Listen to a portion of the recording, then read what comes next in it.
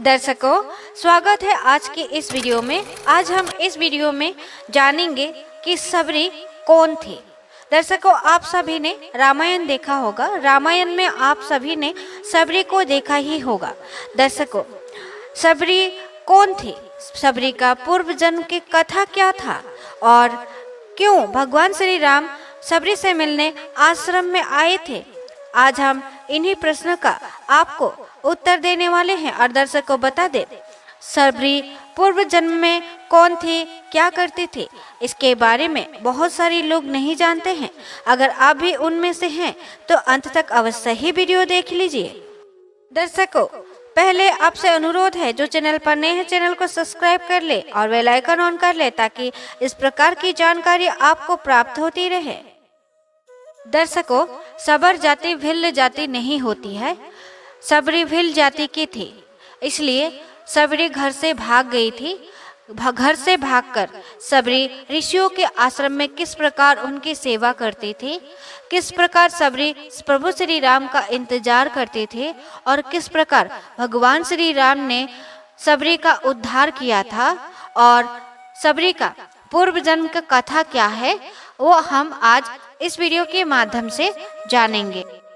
दर्शकों, सबरी का विषय इसलिए महत्वपूर्ण है क्योंकि सबरी बहुत ही सरल थी और सबरी अपने पिता के कहने पर अपनी पूरी जीवन प्रभु श्री राम को अर्पण कर दिया था। दर्शकों, सबरी कौन थे? दरअसल बात उस वक्त की है जब प्रभु श्री राम का जन्म भी नहीं हुआ था। दरअसल एक कबीले के भिल्ल जाति के कबीले के मुखिया और राजा उस समय राजा अज थे।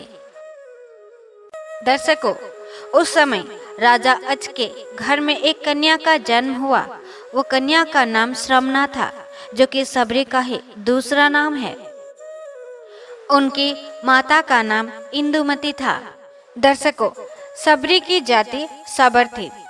बचपन में सबरी पक्षियों के साथ अलौकिक बातें किया करती थी। साधु संतों के साथ बहुत ही प्रसन्न रहती थी, जो सबके लिए आश्चर्यजनक था। सबरी धीरे धीरे बड़ी होती गई, लेकिन सबरी की कुछ हरकतें राजा अज और उसकी माता इंदुमती को हैरान करने वाली थी।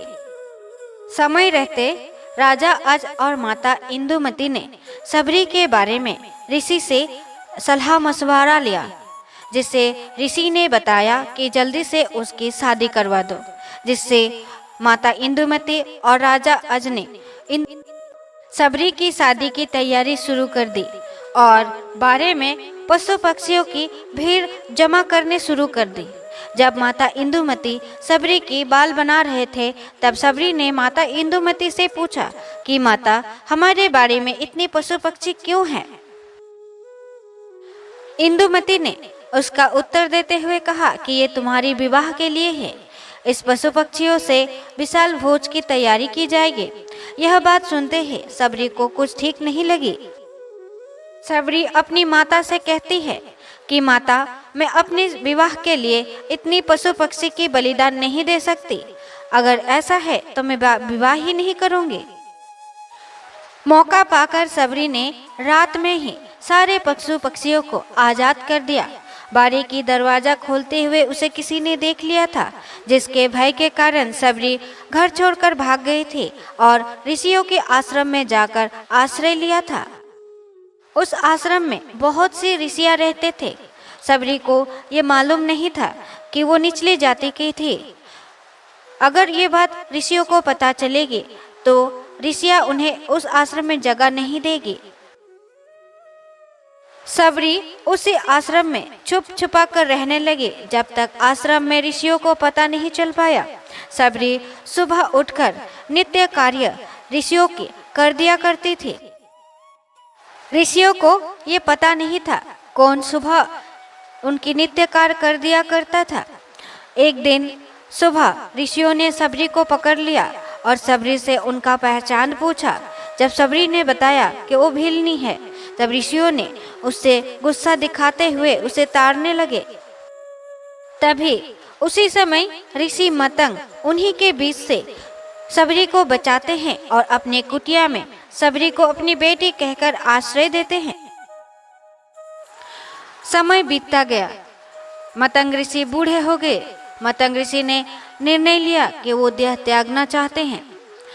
सबरी से कहते हैं कि मैं देह त्यागना चाहता हूँ। तब सबरी मतंग ऋषि से कहते हैं, एक पिता को मैं वहाँ छोड़ आया हूँ, अब आप भी मुझे छोड़कर जाना चाहते हैं, मेरा क्या होगा? मतंग ऋषि कहते हैं सबरी से कि तुम चिंता न करो, तुम अकेली नहीं रहोगी, तुम्हारा ख्याल रखने के लिए प्रभु श्री राम आएंगे। सबरी कहती है कि राम कौन है, कैसे आएंगे, मैं कहाँ मिलूंगी? मतंग ऋषि कहते हैं तुम्हें कहीं जाना नहीं पड़ेगा, खुद चलकर तुम्हारे कुटिया में प्रभु श्री राम पधारेंगे। माता सबरी ऋषि मतंग की बात अपनी गांठ बांध ली और प्रभु श्री राम के इंतजार करते हुए रास्तों पर फूल बिछाती रही और उनके लिए फल स्वरूप बेर इकट्ठा करते थे और बेर खट्टे न हो इसलिए चक चक कर रखती थी। सबरी इंतजार करते करते बूढ़ी हो चुकी थी, लेकिन भगवान श्री राम नहीं आए थे। परंतु सबरी ने फूल बिछाना और उनके लिए बेर रखना नहीं भूली थी। लेकिन एक दिन उनका ये इंतजार खत्म हुआ। प्रभु श्री राम स्वयं सबरी की कुटिया में पधारे। सबरी ने भगवान श्री राम के लिए आसन बिछाया और जो बेर इकट्ठा करके रखा था उन्हें खाने के लिए दिया। भगवान श्री राम ने जूठे बेर बड़े ही आनंद से खा लिया। इसी से सबरी की इंतजार भी खत्म हुई। सबरी की पूर्व जन्म की कथा। सबरी पूर्व जन्म में एक रानी थी, उनका नाम था रानी परमहंसी। उनके राजा दो थे। एक बार कुंभ के मेले में रानी परमहंसी और राजा दो एक साथ गए थे। वहां उनका शिविर था।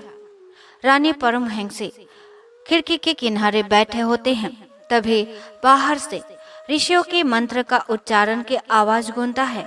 यह सुनकर रानी परमहंसी के मन में ये इच्छा होती है कि वहां जाके उनसे बैठे। तभी रानी राजा से आज्ञा लेते हैं कि वो वहां जाना चाहते हैं। राजा साफ मना करते हुए कहते हैं, तुम रानी हो, तुम्हें शोभा नहीं देता है, तुम वहां नहीं जा सकती। रानी को बहुत ही दुख होती है और वो अपने कमरे में आकर बहुत रोती है। और रानी परमहंसी रात में ही अपने रूम से निकलकर त्रिवेणी तट पर जाकर जल में उतरकर याचना करती है कि अगला जन्म अगर हो तो रूपवान धनवान ना बनाए। इसलिए सबरी पूर्व जन्म में रानी थी, परंतु इसलिए सबरी रूपवान नहीं थी। दर्शकों, आज की वीडियो यहीं तक।